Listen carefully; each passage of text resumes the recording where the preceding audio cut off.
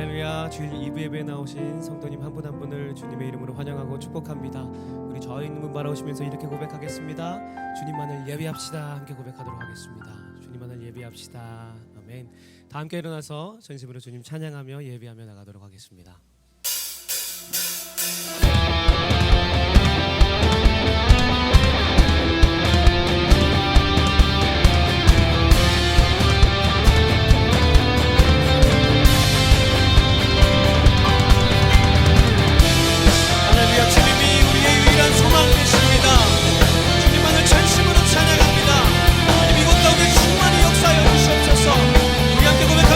예수는 나의 구주 삼고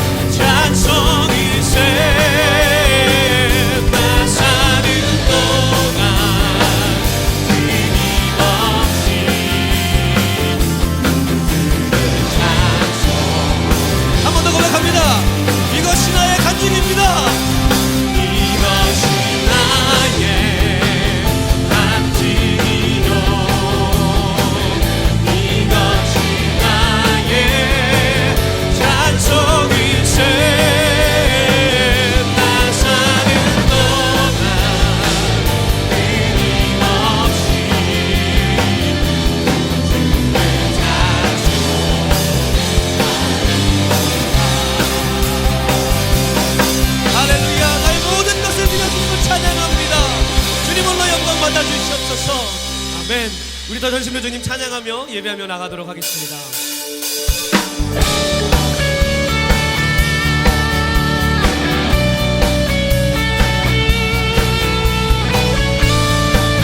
성령 하나님, 우리 가운데 충만히 역사하여 주시옵소서.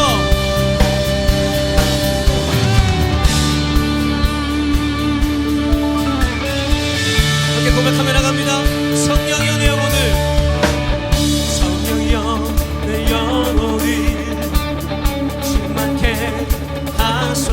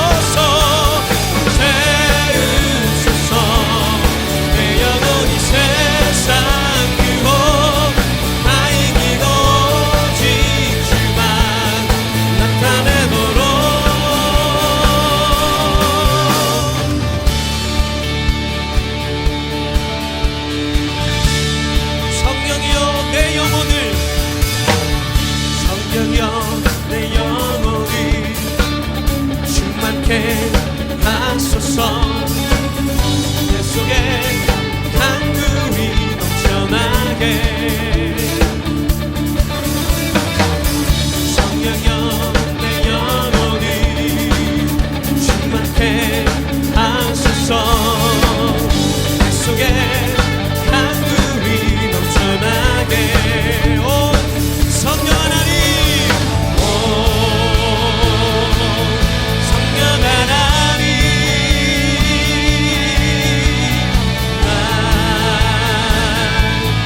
다시 새로 한 번 더 고백합니다. 오 성령 하나님, 오 성령 하나님,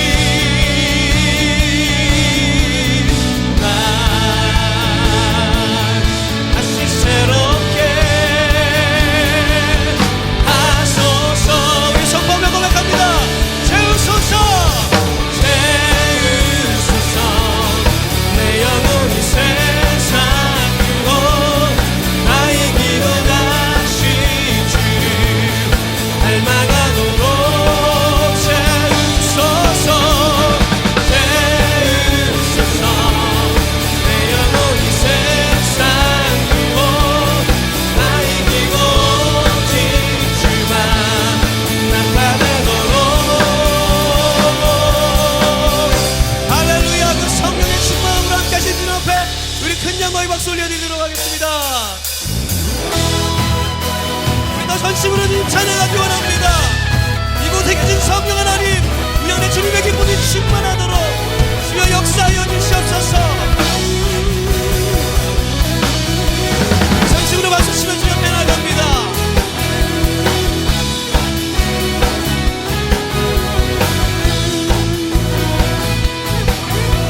이렇게 고백합니다. 주 안에서 기뻐해, 주 안에서 기뻐해, 주 안에서 기뻐해. 주님 주신 기쁨으로 기뻐하라. 주 안에서 기뻐해, 주 안에서 기뻐해. 우리의 힘은 주를 기뻐하는 것. 기뻐 춤을 추며, 기뻐 춤을 추며, 크게 소리 높여 살아계신 주의 이름 마음 다해 찬양해. 주를 바라볼 때 새 힘 주시니 우리의 힘은 주를 기뻐하는 것. 한 번 더 고백합니다. 주 안에서, 주 안에서 기뻐해, 주 안에서 기뻐해. 주님 주신 기쁨으로 기뻐하라. 주 안에서 기뻐해, 주 안에서 기뻐해. 우리의 힘은 주를 기뻐하는 것. 기뻐 춤을 추며, 기뻐 춤을 추며, 크게 소리 높여 살아계신 주의 이름 마음 다해 찬양해. 주를 바라볼 때 새 힘 주시니 우리의 힘은 주를 기뻐하는. 무화과 나무 마르고,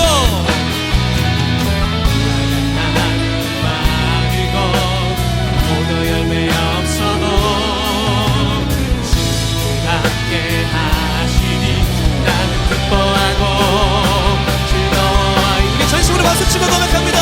기뻐 춤을 추며, 기뻐 춤을 추며, 크게 소리 높여 살아계신 주의 이름 마음 다해 찬양해. 주를 바라볼 때 새 힘 주시니 우리의 힘은 주. 우리 두 손 들고 한 번 더 고백합니다. 기뻐 춤을 추며, 기뻐 춤을 추며, 크게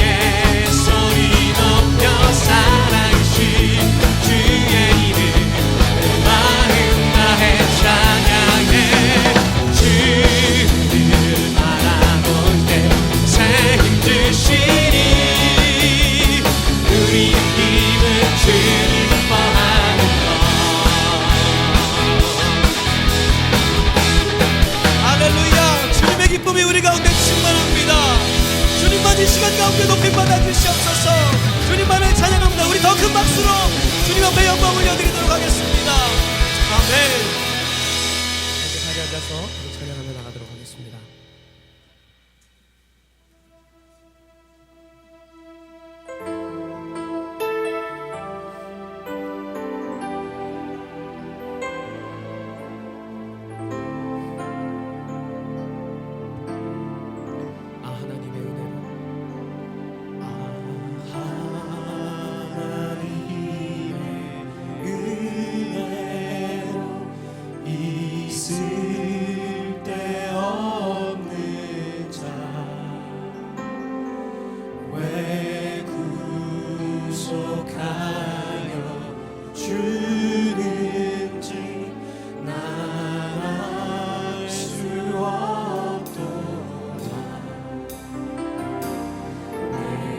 믿고 또 의지하는 내 모든 영역 사랑은 주님 늘 돌보아 주실 것을 나는 확실히 아네.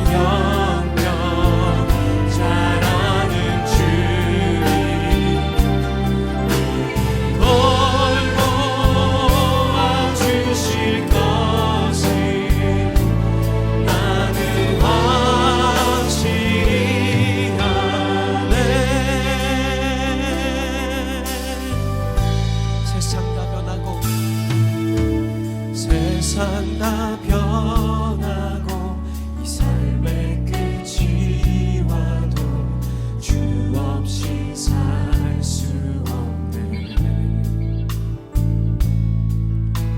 주만이 내 영광 변치 않는 진리 주 없이 살 수 없네.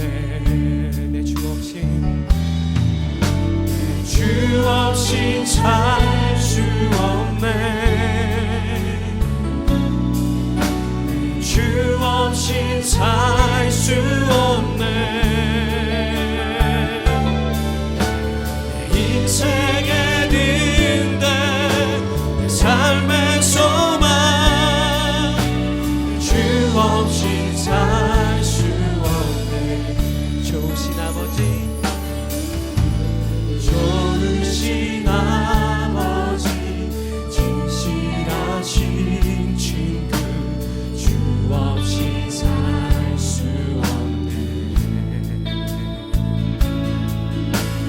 내 소망 내 위로 내 영광 내 기쁨 주 없이 살 수 없네. 우리의 마음의 고백으로 나갑니다. 내 주 없이 내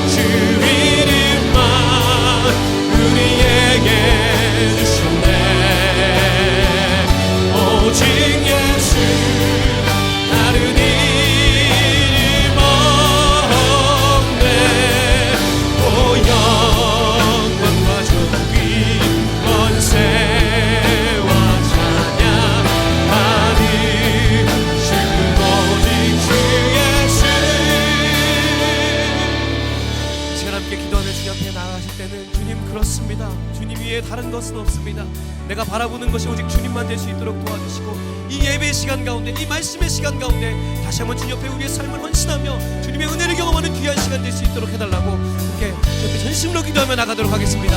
함께 기도하겠습니다. 거룩하신 주님, 이 아침에도 우리를 주님 전에 불러주시니 감사합니다. 주님밖에 없음을 고백합니다. 우리의 삶 가운데 지금의 시간 다가와 주셔서 그 놀라운 주님의 은혜를 경험하는 귀한 예배의 시간 될 수 있도록 아버지 우리를 붙잡아 주시고 함께하여 주시옵소서. 찬송과 존귀와 영광을 받으시기에 합당하신 우리 주 여호와 하나님을 찬양합니다. 저희를 사랑하사 자녀 삼아 주시고 날마다 새로운 은혜를 주시는 주님께 감사를 드립니다. 매 순간 우리 삶에 베푸신 은혜를 기억하며 예배를 드리오니 성령 하나님 임하시고 홀로 영광 받아 주시옵소서. 주님, 이 시간 예수 그리스도의 십자가 죽음과 부활의 승리를 힘입어 주 앞에 나아갑니다. 거룩한 빛으로 비추사 각 심령마다 참된 회개가 일어나게 하시고 보혈로 정결케 하여 주시옵소서. 이 시간 영원한 소망 되시는 예수님 앞에서 성도님들을 누르고 있던 모든 죄와 삶의 무거운 짐이 다 내려놓아지게 하여 주시옵소서. 인생의 눈물 골짜기를 지나는 성도님마다 영원한 생명샘 예수 그리스도를 깊이 만나는 은혜를 주시옵소서. 성도님들의 삶의 모양은 모두 다르지만 우리의 약함 중에 강함 되시는 주님만 의지하는 믿음 주시옵소서.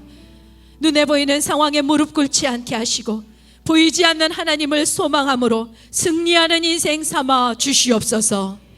오직 주와 동행함이 최고의 기쁨 되게 하사 이 땅에서 천국의 삶 살게 하여 주시옵소서. 새로운 교회를 주의 것 삼으시고 매 순간 기적 같은 주의 손길을 보게 하시니 감사를 드립니다. 간과하옵기는 거짓과 미움, 분열과 죽음이 가득한 이 시대 속에서 예수의 생명, 예수의 능력으로 가득한 새로운 교회 되게 하여 주시옵소서. 날마다 거룩함으로 세상과 구별되고 참사랑으로 세상 속에 빛이 되는 교회 되게 하여 주시옵소서. 뱀과 같이 지혜로와 세상을 분별하게 하시고 비둘기같이 순전하여 주의 역사를 이루어드리는 교회 되게 하여 주시옵소서. 나아가 새로운 교회 모든 성도님들이 강력한 말씀과 기도로 영적 에너지를 얻게 하사 세상 속에 하나님의 나라를 이루어드리는 군대 되게 하여 주시옵소서. 오늘 단위에 세우신 이태재 목사님을 성령의 충만함과 거룩한 하늘의 능력으로 채워 주시옵소서. 목사님을 통하여 하늘의 일들이 선포될 때에 온 성도님들의 생각과 가치관이 변하고 임마누엘의 하나님으로 인하여 소망의 찬송을 올리는 인생 삼아 주시옵소서. 오늘도 전심으로 주님께 영광 돌리는 성가대의 찬양과 예배를 섬기는 모든 헌신들을 기쁘게 받아주시기를 소망하오며 영원한 생명이요 구원이 되시는 우리 구주 예수 그리스도의 이름으로 기도드립니다.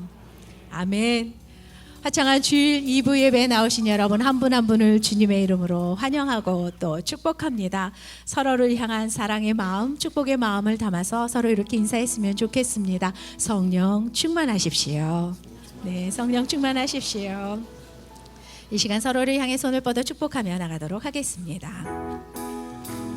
서로를 바라보며 함께 축복하도록 하겠습니다. 축복합니다. 주님의 이름으로 축복합니다. 주님의 사랑으로 이곳에 모인 주의 거룩한 자녀에게 주님의 기쁨과 주님의 사랑이 충만하게 넘치기를. God bless you, God bless you. 축복합니다. 주님의 더 멀리 있는 분들을 향해서 축복하도록 하겠습니다. God bless you, God bless you. 축복합니다. 주님의 사랑으로 서로에게 감사와 사랑의 인사를 나누도록 하겠습니다. 네, 교회 소식 말씀드리겠습니다. 창립 10주년을 맞아 전 세대가 함께 어우러지는 온가족 캠프 패밀리 심포니가 오늘부터 마지막 3차 모집을 시작합니다. 이번 여름 강원도 원주에 위치한 오크밸리에서 진행이 될 온가족 캠프에서는 뉴젠 주일학교 모든 부서의 여름 성경학교와 수련회가 한 자리에서 한 번에 이루어지게 될 뿐 아니라 부모님들을 포함한 장년층을 위한 특별 주제 세미나들과 저녁 집회가 진행이 됩니다. 다음 세대와 작년 세대가 함께 호흡하며 다양한 프로그램을 통해 새로운 교회의 모든 가족들에게 아주 특별한 시간이 될 것입니다. 뉴젠에 자녀를 두지 않으신 청장년 성도님들 누구나 신청하실 수 있고요. 공동체의 순별로 함께 참석하셔도 좋겠습니다. 온가족 캠프 패밀리 심포니에 대한 자세한 안내와 신청은 예배 후 뉴젠 데스크를 방문해 주시기를 바랍니다. 새로운 교회 전도 콘텐츠 팀에서 유튜브, 페이스북, 인스타그램 페이지를 운영하고 있습니다. 각각의 앱 검색창에 새로운 교회를 치시면 주일 설교 말씀과 함께 찬양 그리고 매일 올라오는 큐티 문구 등의 다양한 콘텐츠를 경험하실 수 있고요. 또 이것을 가지고 전도의 도구로 사용하실 수도 있습니다. 성도님들의 적극적인 참여를 부탁드리겠습니다. CTS에서 특별 기획으로 제작한 하나님의 경영 시리즈가 지난 화요일부터 방영을 시작하였습니다. 총 8주간에 걸쳐 방영이 될 예정이고요. 또한 극동방송에서도 매주 목요일 주일 설교 시리즈가 매주 방송이 됩니다. 성도님들의 많은 시청과 청취를 부탁드리며 방송 선교를 통해서 하나님의 말씀이 많은 사람들에게 흘러갈 수 있도록 기도해 주시기를 부탁드립니다. 자세한 내용은 주보를 참조해 주시기를 바랍니다. 담임 목사님께서는 7월 5일까지 개인 일정과 캐나다 토론토 큰빛 교회 집회 인도 및 창조과학 탐사 일정을 갖게 되십니다. 목사님의 모든 해외 일정을 위해서 함께 기도해 주시기를 부탁드리고요. 다음 주일인 6월 23일에는 뉴욕 장로교회를 담임하고 계시는 김학진 목사님께서 오셔서 설교를 해 주실 예정입니다. 이제 성가대 특순 후에 이태재 목사님께서 하나님의 말씀 전해 주시겠습니다.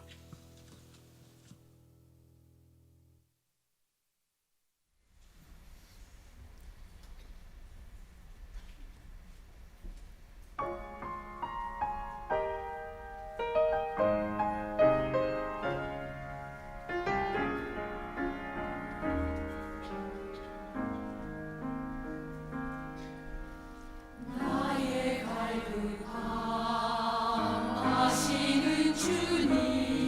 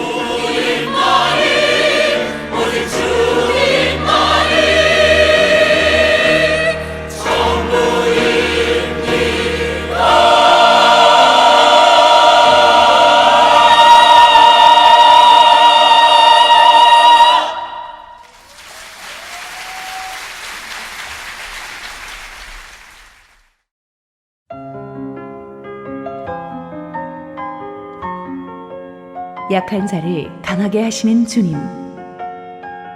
고린도전서 1장 26절에서 31절 말씀입니다.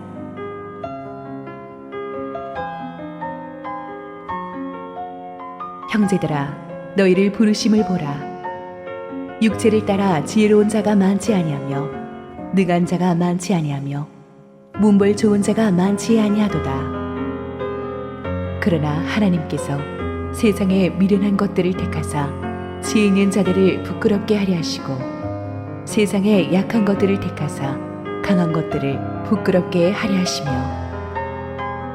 하나님께서 세상의 천한 것들과 멸시받는 것들과 없는 것들을 택하사 있는 것들을 패하려 하시나니 이는 아무 육체도 하나님 앞에서 자랑하지 못하게 하려 하심이라.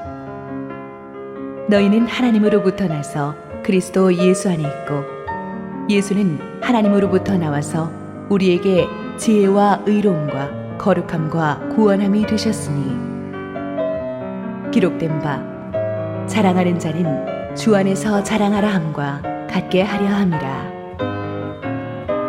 할렐루야. 우리 하나님께 영광의 박수 올려드리겠습니다. 이것을 함께 하시는 주님 찬양합니다. 함께 기도하며 말씀 나누기 원합니다. 하나님, 이때 가장 필요한 말씀으로 우리 모두에게 도전하시고 말씀하여 주시옵소서. 주님만 바라보며 주의 십자가만 드러나는 시간 되기를 원하오니 주님 이 시간 영광 받아 주시옵소서. 예수 그리스도 이름으로 기도합니다. 아멘. 찬양 인도 때랑은 항상 이 설교할 때 다른 것 같습니다. 왜 이렇게 떨리는지 모르겠어요. 또 안 떨려도 이상한 것 아니겠습니까? 함께 주님을 기대하면서 오늘 이 말씀을 통해서 하나님이 우리에게 어떻게 말씀하시는지 함께 듣고 또 필요한 부분들이 있다면 삶 가운데 새기면서 주님 앞에 나아가는 시간 되기를 소망합니다. 하나님을 기대하십니까? 아멘. 예. 바울이 2차 선교 여행을 하던 AD 49년 아니면 50년부터 51년 중순까지 약 1년 반 동안 고린도에 머물러 있을 때에 세워진 교회가 바로 고린도 교회입니다. 바울이 고린도에 머물 때에 바울은 믿음의 동역자 브리스길라와 아굴라 부부를 만나게 됩니다. 이 두 부부는 AD 49년에 로마에서 클라우디우스 황제가 모든 유대인들을 로마에서 쫓아내는 그런 명령을 하게 됩니다. 그것 때문에 하는 수 없이 로마에서 쫓겨나게 됩니다. 그래서 고린도에 머물 때 우연히 바울을 만난 것이죠. 이때 바울이 이들을 통해서 천막 제조업을 배우게 됩니다. 그리고 나서 그 바울은 그때부터 이 천막을 만들면서 텐트 메이커로 살아가기 시작하면서 자비량 선교를 하기 시작합니다. 즉 자기가 먹고 살 것들을 그 천막 제조업을 통해서 해결했던 것이에요. 그러면서 세워진 교회가 고린도 교회였는데 처음에는 그리 많은 사람들이 모인 것이 아니었습니다. 아마 가정교회로 10명 내외가 모였을 것으로 추정됩니다. 그런데 하나님께서 부어주신 은혜 안에서 얼마 후에 건강한 성장이 이루어지고 이 교회는 3개나 4개 이상의 교회로 성장이 됩니다. 그러니까 가정 한 3가정, 4가정에서 모이기 시작했다는 것이고 처음에는 10명이었지만 한 가정교회당 맥시멈 50명까지 모였다고 보고 있습니다. 그렇게 모였던 성도들이 때로는 함께 한 자리에 다 같이 모여서 예배하기도 하면서 그렇게 성장하고 있던 믿음의 공동체가 바로 고린도 교회였습니다. 그리고 이 공동체의 구성원은 당시 상류계층부터 하층민까지 다양하게 구성되어 있었는데 특별히 하층계급 출신의 성도님들이 많은 수를 이루고 있었던 것을 보게 됩니다. 이런 고린도 교회는 성장하는 과정에서 많은 교회가 그 당시에 그랬던 것처럼 여러 가지 문제를 갖기 시작합니다. 그러자 바울이 떠난 후에 이런 문제들이 계속 일어나자 고린도 교회는 자신들의 문제에 관한 도움을 얻기 위해서 사도 바울에게 이 문제점들을 나누고자 편지를 보냅니다. 그때 전달된 문제가 이 결혼에 관한 겁니다. 왜냐하면 이 마지막 때 주님이 오시는 날이 얼마 남지 않았다고 하자 이 사람들이 결혼을 안 해요.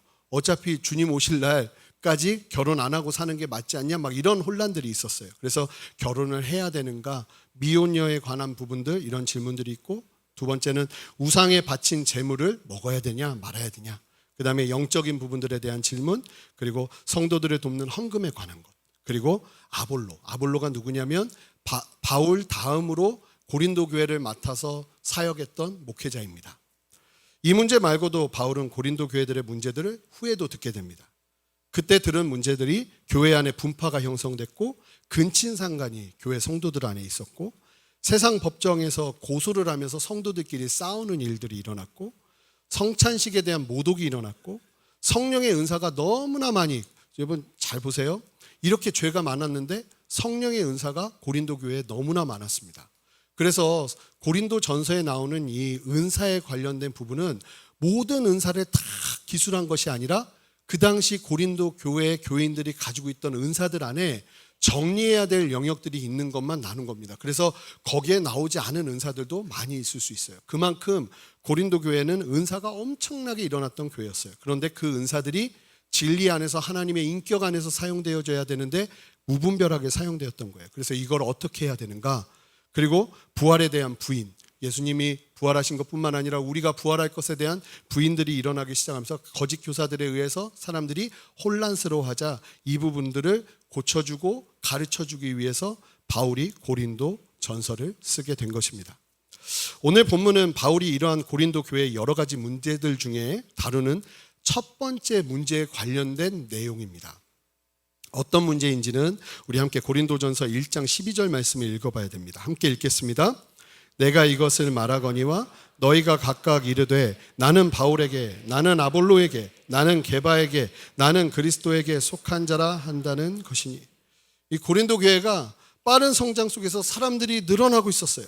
그런데 문제는 그 교회에서 분파가 생기기 시작했다는 겁니다. 나는 바울파다, 아볼로파다, 게바파다, 여기서 그리스도파다. 여기서 이 보면은 사람들의 이름이 원어로 보면 속격 명사로 되어 있습니다. 그러니까 무슨 얘기냐면 나는 바울에게 속해 있어. 나는 아볼로에게 속해 있어. 나는 예수님에게 속해 있어. 나는 게바에게 속해 있어. 이러한 이야기들을 하면서 서로 무리를 짓기 시작했다는 겁니다.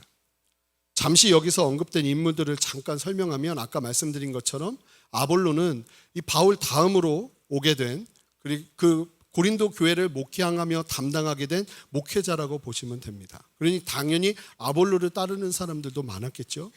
그리고 여기서 말하는 게바는 베드로의 아람어 이름이 게바입니다. 예수님께서 생전에 계실 때 공생의 사역을 하실 때 사용하셨던 말씀이 아람어입니다. 히브리어가 아니라 그 당시 유대인들은 대부분이 아람어를 사용하고 있었습니다. 그래서 예수님께서 돌아가실 때 엘리 엘리 라마 사박다니 하고 외치셨던 그 말도 히브리어가 아니라 아람어입니다. 여러분들 영화 보셔서 아시겠지만 더 패션 오브 크라이스트라는 영화를 보시면 이 배우들이 다 직접 그 당시에 쓰던 아람어를 직접 영어를 아람어로 바꿔서 그렇게 이제 대사를 합니다. 그만큼 이제 그 당시에 아람어가 그 고대 근동 지역의 중요한 언어였기 때문에 이 베드로라는 이름보다는 게바라는 이름이 유명했던 것 같습니다.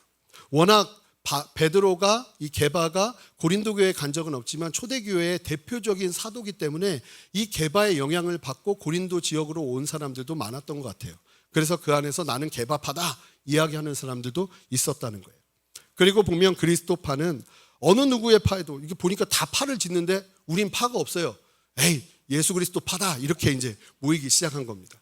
그런데 특별히 이 사람들은 영으로 임재하는 그리스도만을 추구하는 약간은 신비주의적 성향을 갖고 있는 사람들이었습니다. 실제로 교회 안에서 서로 파를 나누어 분열하는 문제, 이러한 분파를 나눔은 교회에 분쟁을 가져왔고요. 그리스도의 복음의 능력이 상실될 뿐만 아니라 교회의 하나님의 하나됨을, 하나님 안에서 하나됨을 위협하는 요소가 되고 있었습니다. 오늘 본문은 바울이 성령의 감동 안에서 이러한 분파의 원인을 파악하고 대안을 제시하는 내용인데 나는 파를 짓고 있지 않으니 나와는 상관없는 말씀이구나 라고 생각하시면 오산입니다. 함께 이 말씀을 보면서 이 말씀이 지금 나에게 도전하는 것이 무엇인지를 함께 깨닫고 주님 앞에 서시는 여러분 되시기를 주님의 이름으로 축복합니다. 먼저 26절 말씀을 한 목소리로 읽어보겠습니다. 부르심을 보라 육체를 따라 지혜로운 자가 많지 아니하며 능한 자가 많지 아니하며 문벌 좋은 자가 많지 아니하도다. 바울이 갑자기 이 문제를 해결하기 위해서 고린도 교인들에게 편지를 쓰는데 뭐라고 말하냐면 너희들 봐라. 육체를 따라 지혜로운 자가 많지 않고 능한 자가 많지 않고 문벌이 좋은 자가 많지 않다라고 이야기합니다. 여기서 육체를 따라는 원어적으로 보면 야, 세상적인 관점에서 한번 봐봐 라고 이야기하는 겁니다.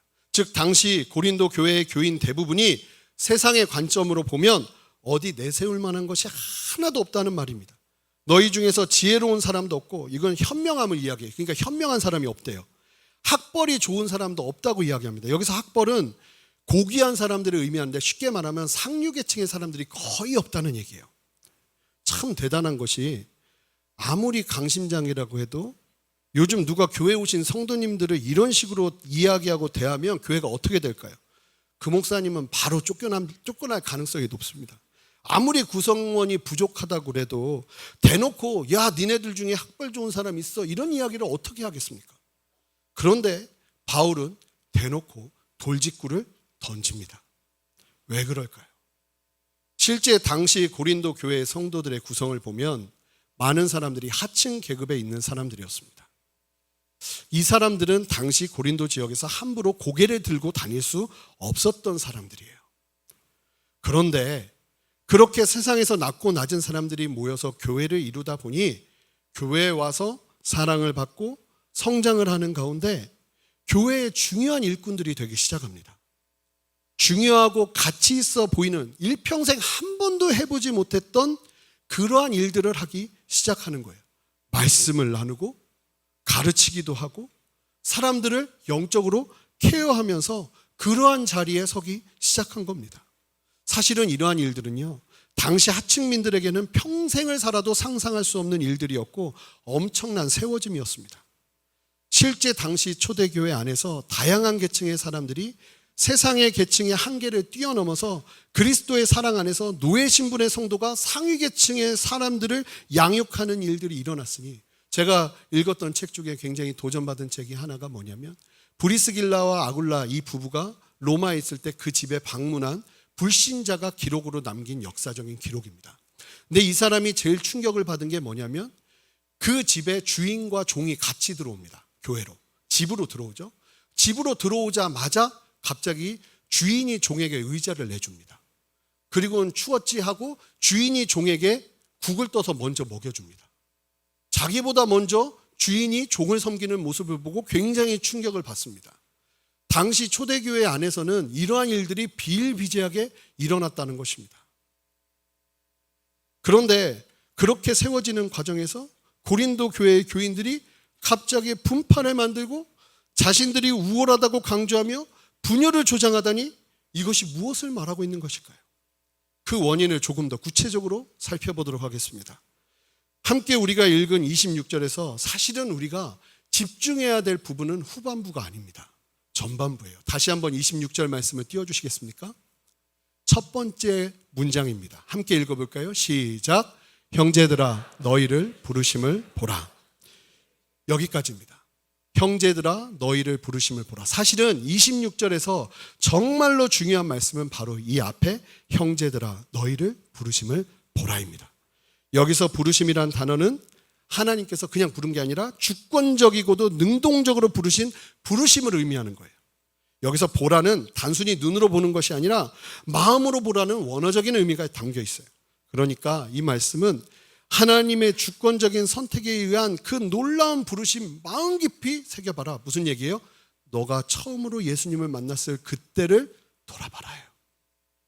하나님께서 주권적으로 선택하셔서 불러주시고 예수 그리스도를 믿음으로 말미암아 영광스러운 자리로 세워주신 그 부르심의 때에 너는 어떤 상태였는지를 보라는 거예요. 바울이 26절을 통해서 잘 보니까요, 고린도 교인들을 무시하려고 이야기하는 게 아니에요. 정말 중요한 이야기를 하고 싶은 거예요.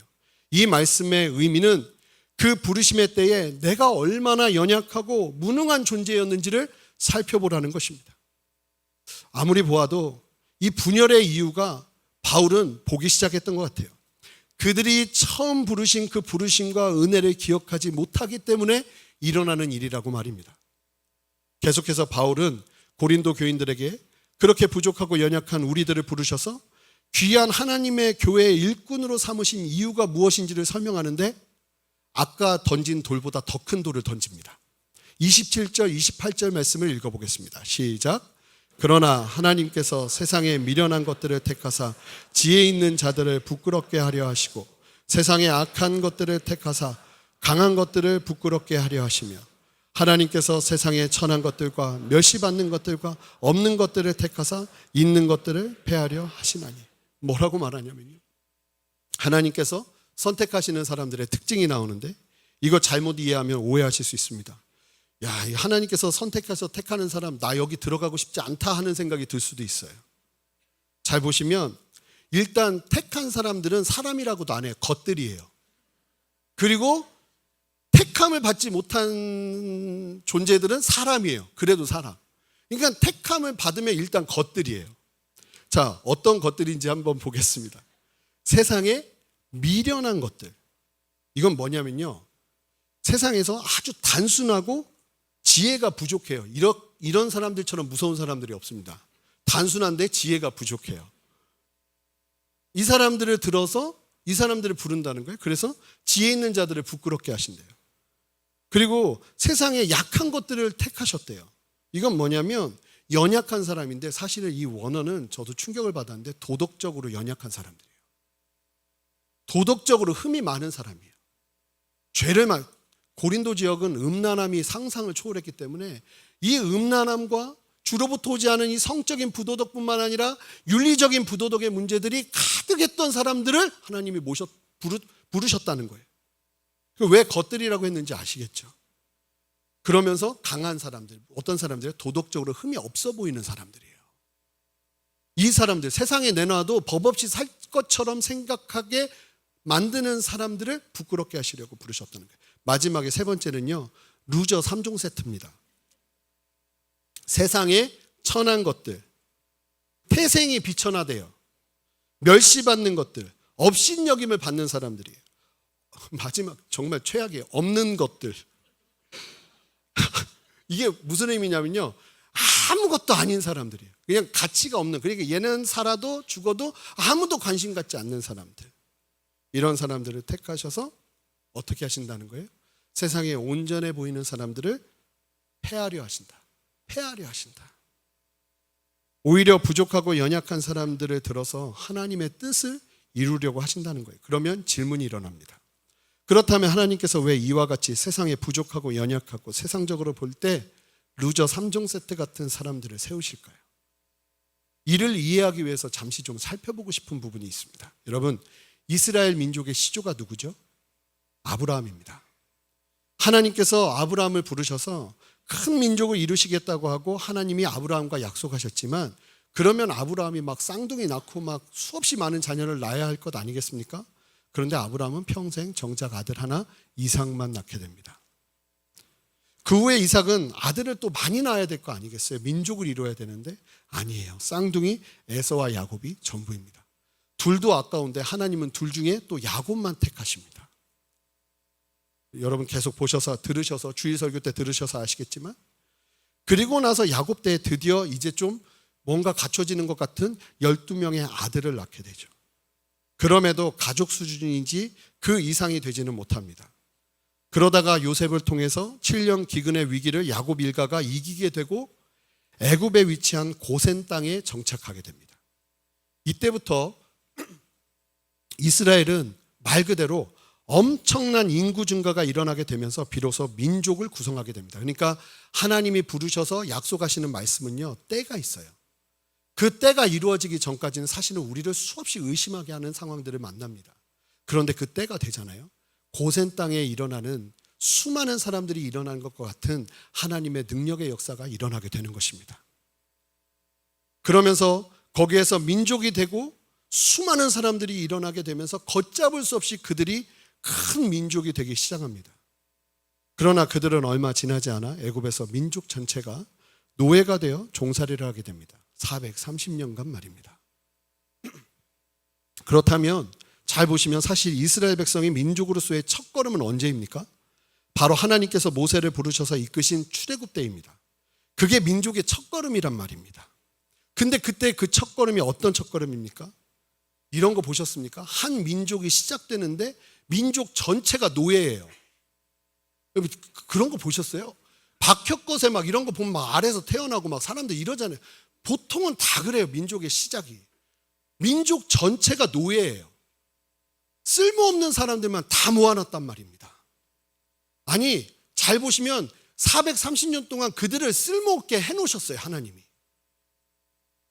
잘 보시면요, 이스라엘을 아브라함 때부터 이끄시며 민족으로 형성되는 것을 보면 하나님의 주도적인 이끄심과 역사하심이 있는데, 이 주도적인 이끄심과 역사하심은 일반적이지 않아요. 뭐가 보이냐면요, 하나님께서 어떻게 하면 이들을 낮추고 또 낮출까를 고민하시는 흔적이 보여요. 어떻게 하면 하나님만 바라볼 수밖에 없을까? 그러한 상황일 수밖에 없을까 하시면서 고민하는 흔적이 보인단 말입니다. 다른 예를 들어볼까요? 예수님의 12제자들의 직업을 좀 살펴보겠습니다. 어부, 베드로, 안드레, 야고보, 요한입니다. 세리, 그 당시에 가장 사람들에게 욕먹는 사람입니다. 마태입니다. 열심당원, 혁명가, 운동권 출신이에요. 시몬. 그 외 다른 제자들은 직업이 나오지 않습니다. 왜 안 나올까요? 없는 것들이에요. 없는 것들.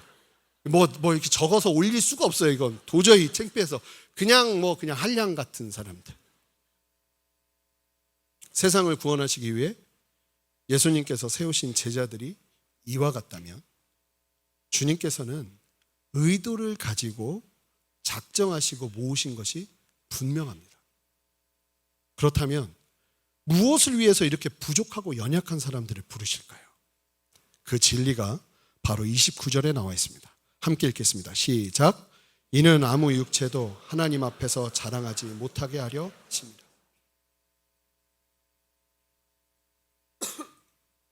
29절에 아무 육체도라는 말은요, 이런 얘기예요. 육체를 가진 인간이라면 누구나 예외 없이, 그러니까 어떤 사람도 하나님 앞에서 자랑할 것이 없게 하기 위해서 이와 같이 부르셨다는 거예요.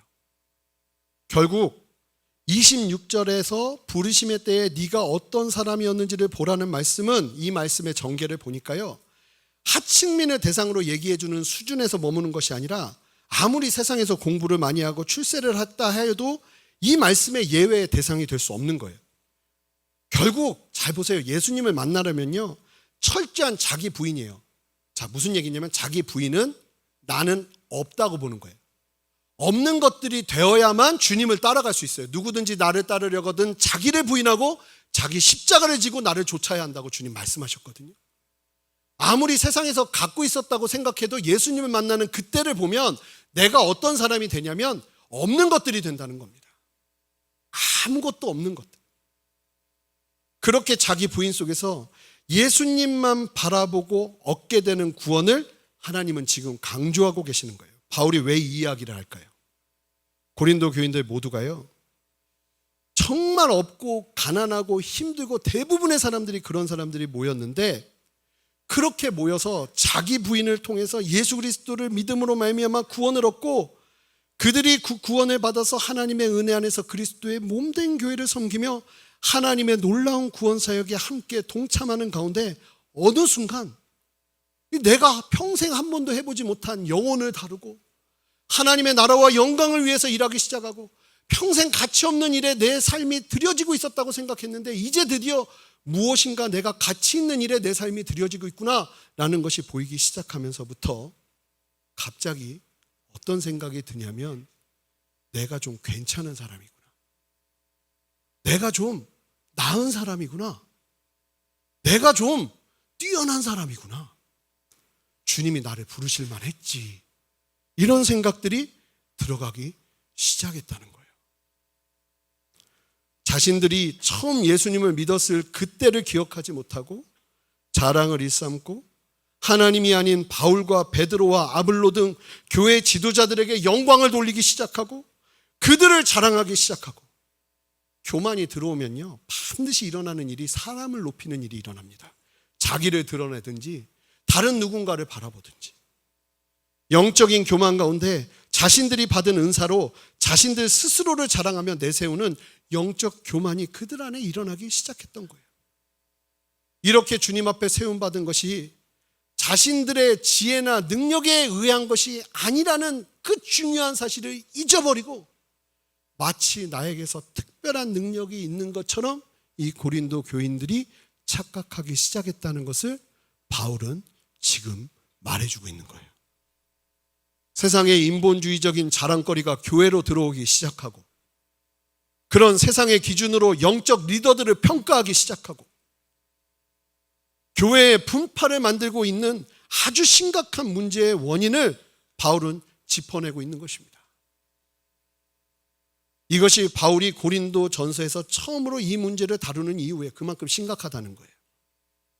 그리스도인에게 있어서 하나님이 아닌 사람에게 향하고 사람에게 영광을 주며 나를 자랑하는 그러한 모든 일들은 아주 심각한 문제를 낳을 수밖에 없다는 것을 지금 바울은 말해주고 있는 거예요. 여러분, 사랑하는 성도 여러분, 우리 모두는 참으로 하나님 앞에서 아무것도 자랑할 것이 없는 말 그대로 nothing, 아무것도 아닌 존재인데 이를 망각하고 슬금슬금 자신을 내세우기 시작하는 것을 하나님은 지금 바울을 통해서 경계해 주고 계세요. 예를 들어 보겠습니다. 기드온 아시죠? 우선 기드온은 그냥 그 당시 이스라엘의 제일 겁 많은 사람 중에 한 사람이었습니다. 그런데 그 기드온에게 하나님이 용사여, 강한 용사여 그러니까 당황합니다. 왜냐하면 이 타작마당에서 몰래 타작하고 있었던 게 기드온의 모습이었는데 뭐 검을 들고 있는 사람한테 용사여 하면 되는데 검이란 거는 한 번도 들어보지 못한 기드온에게 용사여 하니까 당황하죠. 그러한 기드온을 하나님은 주권적인 당신의 부르심으로 세우십니다. 그리고 이스라엘을 치기 위해 진을 친 미디안 군사 13만 5천 명을 싸우도록 기드온을 세워서 군대를 조직하게 합니다. 처음에 이스라엘의 장정 아시는 것처럼 2만 2천 명이 모였는데 하나님은 계속 너무나 많다고 하세요. 그러면서 싸우기에는 가장 유해 보이는 사람 300명만 남기시고 싸우라 하십니다. 그러면서 다음과 같은 말씀을 하시죠. 사사기 7장 2절 말씀입니다. 여호와께서 기드온에게 이르시되 너를 따르는 백성이 너무 많은즉 내가 그들의 손에 미디안 사람을 넘겨주지 아니하리니 이는 이스라엘이 나를 거슬러 스스로 자랑하기를 내 손이 나를 구원하였다 할까 함이라. 이 부분이 전쟁 전체를 통해서 강조됩니다. 그래서 기드온을 부르시고 군사를 모으시고 전쟁을 치르는데 칼을 들고 가지 못하게 해요. 300명하고 뭐 가지고 갔는지 아시잖아요. 횃불, 항아리, 양강나팔. 말이 안 되는 거죠. 전쟁을 해야 되는데 13만 명이 넘는 사람들과 싸워야 되는데 쉽게 말하면 이 싸움은 절대로 사람이 일도 일할 수 없는 과정이에요. 그리고 그 안에서 아시는 것처럼 결국 기드온과 300용사가 승리하지 않아요.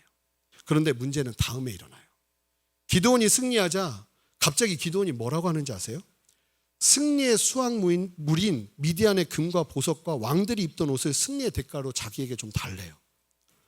그러더니 뭘 하냐면요, 금을 모아가지고 자기 마음대로 에봇이 있어요. 에봇이 뭐냐면 대제사장이 하나님을 예배할 때 겉옷 위에 입는 조끼 같은 거예요. 거기에 흉배를 붙이고 12보석이 달리게 돼요. 그 에봇인데 그 에봇을 금으로 만들어 놓습니다.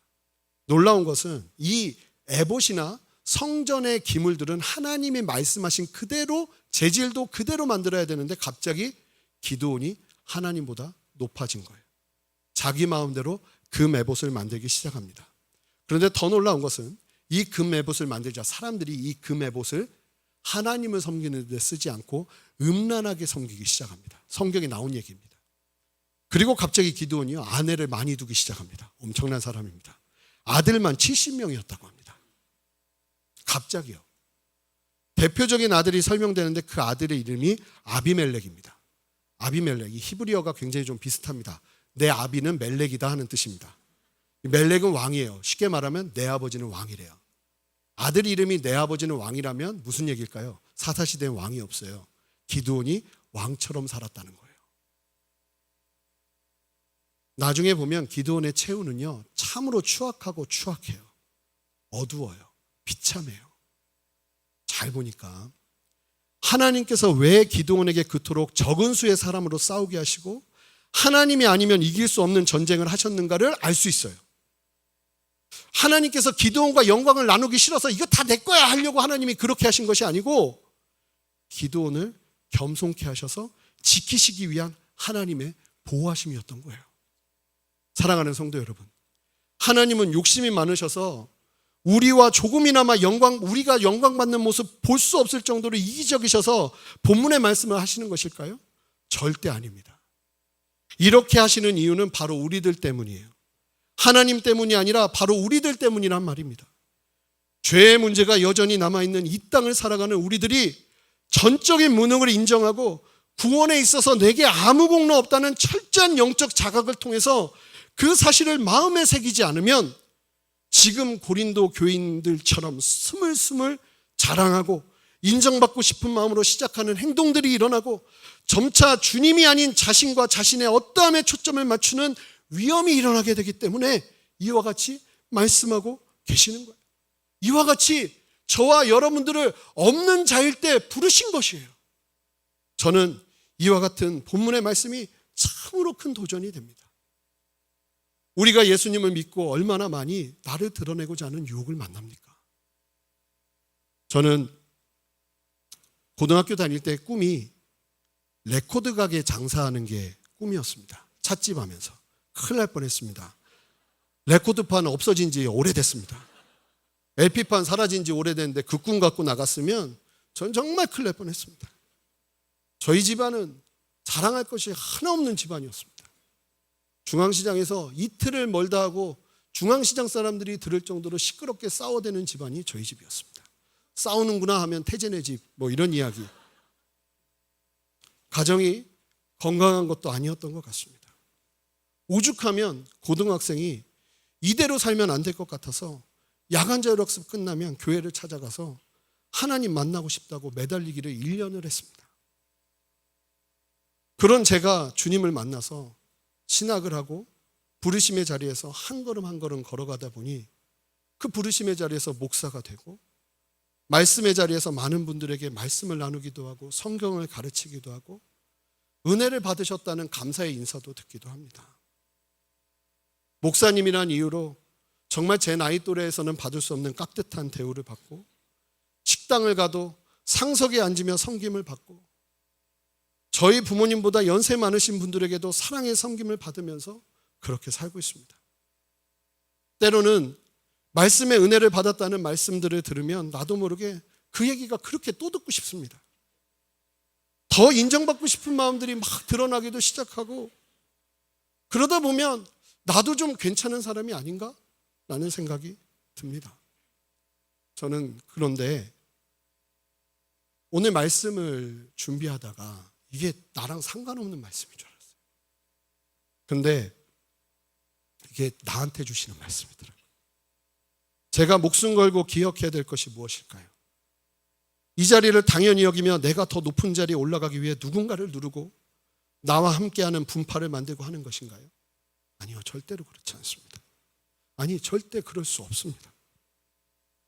제가 목숨 걸고 기억해야 되는 것은 바로 예수님께서 저를 부르셨을 때 바로 그때입니다. 자랑할 것 하나 없는 그때만 기억하면 겸손해지고 그럴 때마다 주님의 부르심이 놀랍기만 하고 저도 아까 여기 앉아있는데 내가 어쩌다 여기에서 이렇게 사역하고 있나? 올라와서 여기서 잠시 생각하는데 이 많은 성도님들 앞에서 내가 어쩌다가 여기 와 있나? 이런 생각이 듭니다. 이렇게 주님의 부르심의 자리를 기억하는 것이 얼마나 좋은 결과를 가져오는지 몰라요. 처음에 주님께서 저를 불러주실 때보다 지금 돌아보면 그 나를 부르셔서 나와 함께 하시면서 주님의 강함을 드러내시는 그 은혜와 역사를 보는 것이 얼마나 큰 은혜인지 다시 돌아보게 되는 것 같아요. 함께 30절, 31절 말씀을 읽어보겠습니다. 읽겠습니다. 너희는 하나님으로부터 나서 그리스도 예수 안에 있고 예수는 하나님께로부터 나와서 우리에게 지혜와 의로움과 거룩함과 구원함이 되셨으니 기록된 바 자랑하는 자는 주 안에서 자랑함과 함께 갖게 하려 하심이라. 우리는 어떤 사람들인가? 이제 바울이 진짜 하고 싶은 얘기를 여기서 합니다. 우리는 하나님의 부르심을 통해서 예수 그리스도를 믿음으로 말미암아 예수 그리스도 안에 거하게 되었습니다. 그리하신 목적이 뭐냐면 너 잘나라고가 아니라 하나님께로부터 나오신 하나님의 선물이 되신 예수님께서 우리의 지혜와, 왜냐하면 지혜가 없는 사람들이었기 때문에, 여러분 지혜는요 공부를 통해서 얻어지는 것도 있지만 그것은 한계가 있어요. 하늘로부터 오는 지혜가 있습니다. 그 지혜가 부어지기 시작하면 이건 또 다른 문제가 돼요. 하나님이 그렇게 지혜가 되주신다는 거예요. 의로움과 거룩함, 아까 얘기 들었잖아요. 도덕적으로 흠 많은 사람들이 너무나 많았다고요. 그런데 그러한 연약한 자들이 예수 그리스도를 바라보는 가운데 주님의 은혜로 거룩함을 덧입게 되어지는 역사를 경험하는 것입니다. 여러분들에게 그러한 역사가 일어나시기를 주님의 이름으로 축복합니다. 하나님께서 그렇게 부르시면서 구원함이 되셨다는 거예요. 즉 구원에 관련된 모든 것을 누가 한 거예요? 예수님이 하셨다는 거예요. 그러므로 성도들의 삶에서 오직 유일한 자랑은 예수 그리스도뿐임을 말씀해주고 있는 거예요. 오직 예수 그리스도.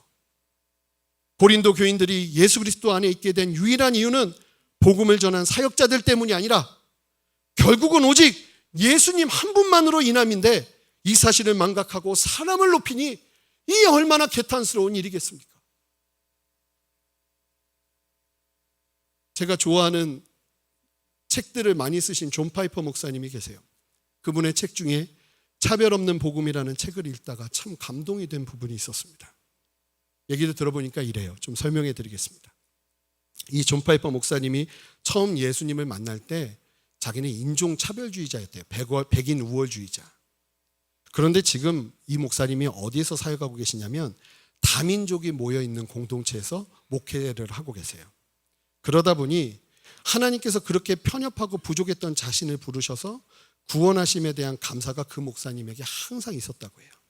그러던 중에 이 존 파이퍼 목사님이 열심히 교회 사역을 하고 있는데 목사님이 50살이 되었을 때, 이때가 이분이 굉장히 유명해지고 사역을 막 하실 때예요. 갑자기 지인으로부터 흑인 아이가 버려졌는데 목사님이 생각해서 연락이 왔다고. 이런 전화 굉장히 무서운 전화 아닐까 싶습니다. 그 전화를 받아요. 그런데 물론 거절해도 되는데 이 이야기가 목사님과 사모님에게 부담이 되기 시작한 거예요. 이미 존 파이퍼 목사님은 4명의 자녀가 있었대요. 그리고 이미 50살이고요.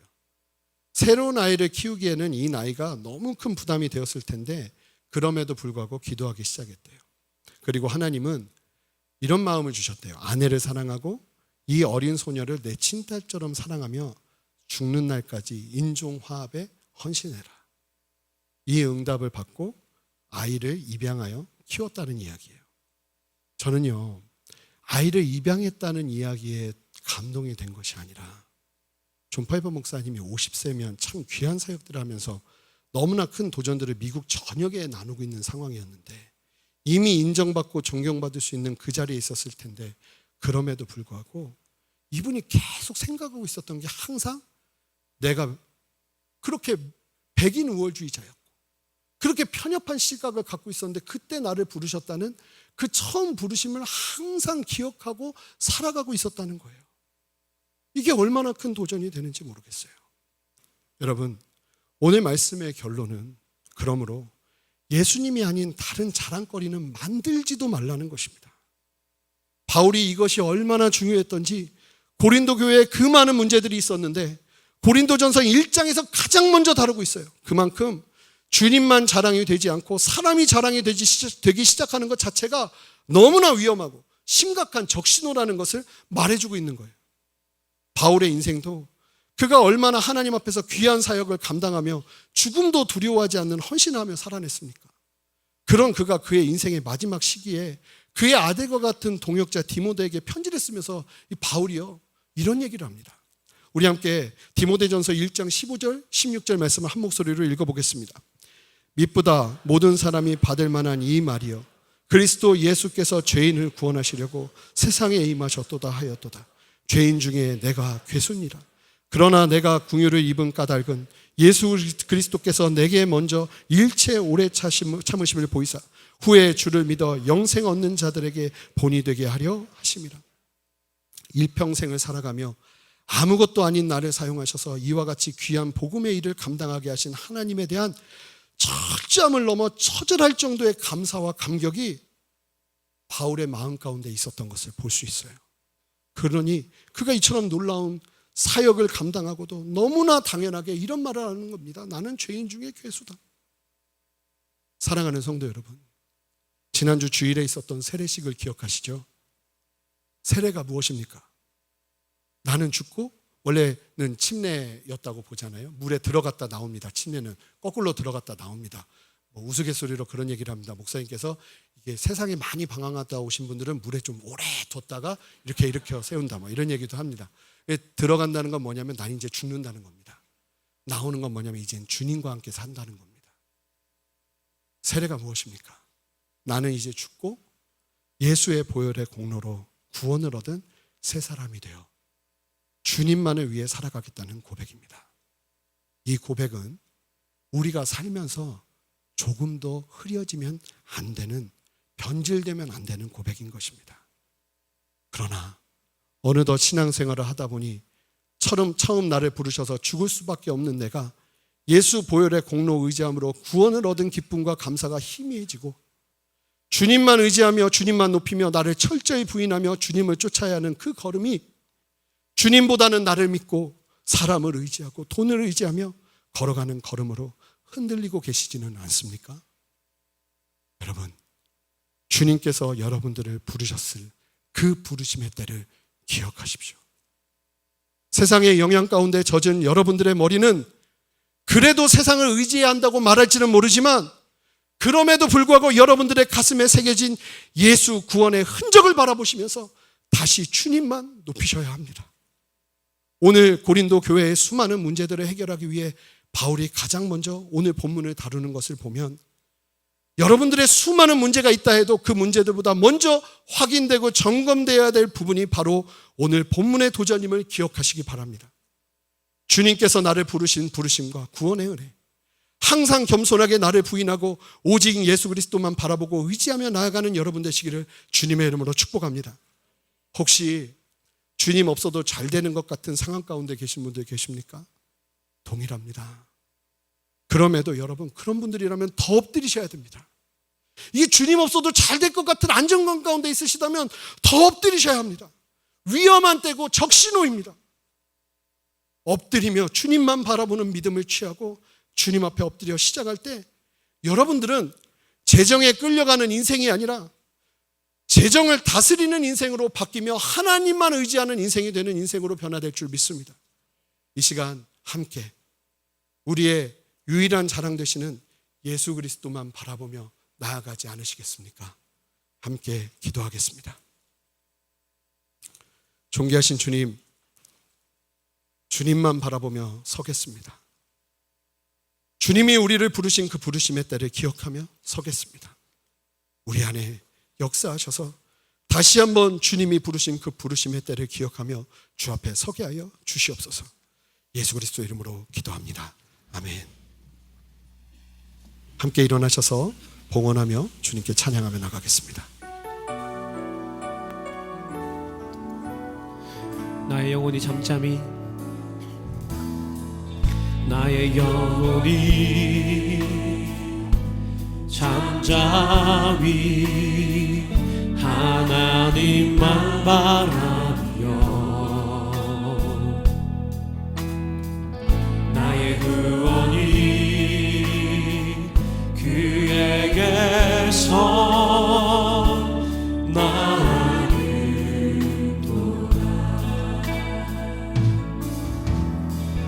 나의 영혼아 잠잠히 하나님만 바라라. 나의 소망이 저에게서 나는도다. 오직 주만이 나의 반석, 나의 구원이시니.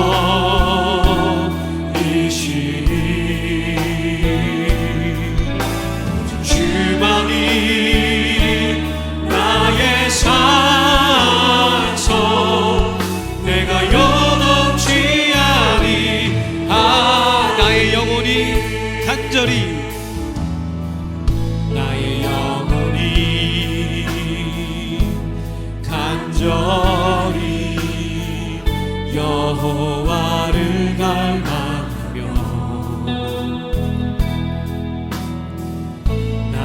입술이 여호와를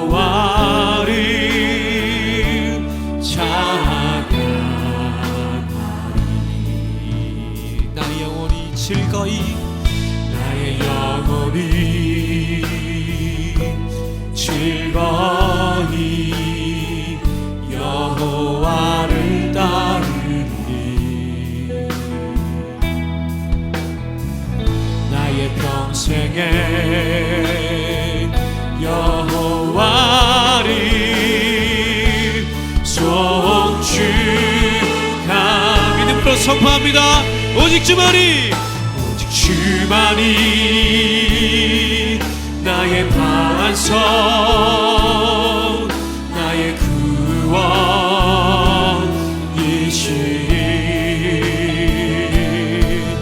오직 주만이 나의 산성, 내가 요동치 아니하. 오직 주만이 오직 주만이 나의 반석, 나의 구원이시니. 오직 주만이 나의 산성, 내가 요동치 아니하. 함께 믿음의 두 손을 들고 성경에 세바라. 성령의 세바라. 이 땅에 들어오소서. 주의 영생기로 우리를 다시 살리소.